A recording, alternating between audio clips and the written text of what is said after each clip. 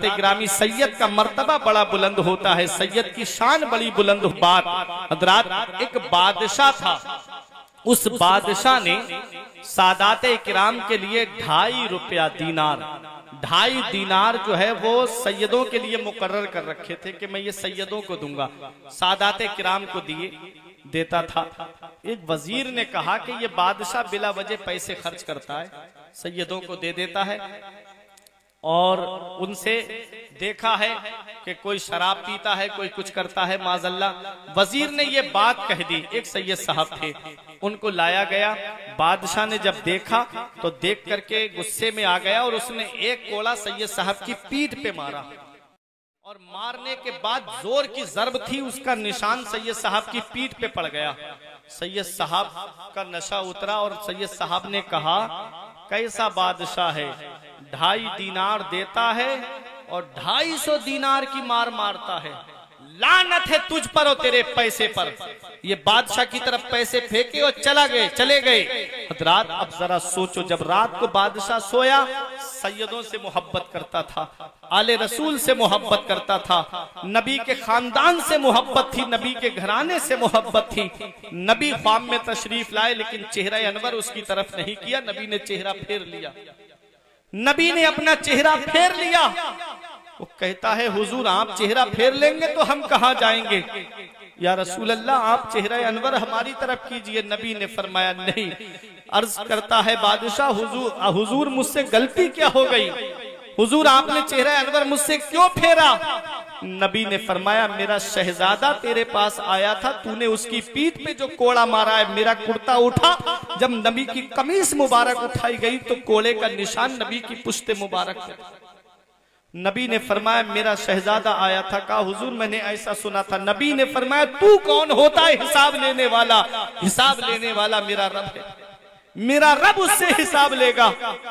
तूने मेरे बेटे को मारा कैसे? तूने मेरी आल को मारा कैसे?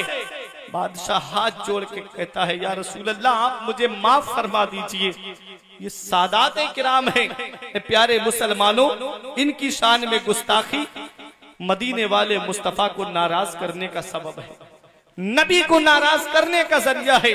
एक बुजुर्ग हज करने जा रहे थे, एक कूड़ा कबाड़ के ऊपर एक सैयदजादी को बैठे हुए देखा कि कुछ कूड़े में से बीन रही थी। उन्होंने पूछा कि ये कौन है? कहा, हुजूर ये हमारे मोहल्ले की सैयदजादी है। तो कहा कि ये ऐसा क्यों कर रही? कहा, इसके बच्चे भूखे हैं, उन्हें खाने की जरूरत है, ये भी कई दिन से भूखी है। कहा, तो तुम इसे कुछ देते क्यों नहीं? कहा, हुजूर ये सदका नहीं लेती है, ये किसी की खैरात नहीं लेती है।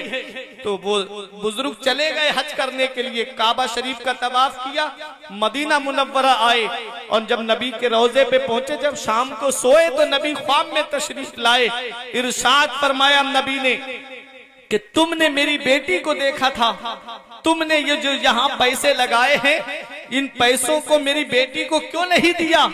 वो अर्ज करते, या रसूल अल्लाह मेरे पास ज्यादा नहीं था, मेरे पास ज्यादा पैसे नहीं थे, बस आने के लायक ही पैसे थे कि मैं इससे हज कर पाता। नबी ने इरशाद फरमाया, ये पैसे मेरे बेटी को दे देते तो मदीने वाला खुद तेरे घर पे चल के आ जाता।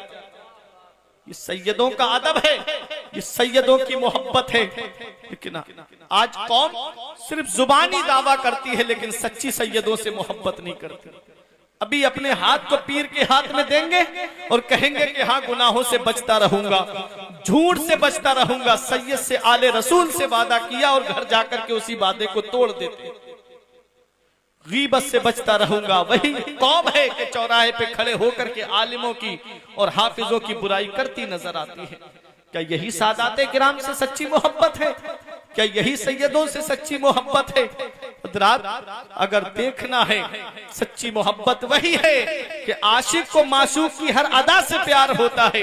अगर वाकई तुम्हें आले रसूल से सच्ची मोहब्बत है तो जैसा पीरो मुर्शिद फरमाए वैसा ही उस पर अमल करोगे तो कयामत के दिन नाना मुस्तफा से कह के ये तुम्हारी शफाअत कराएगा।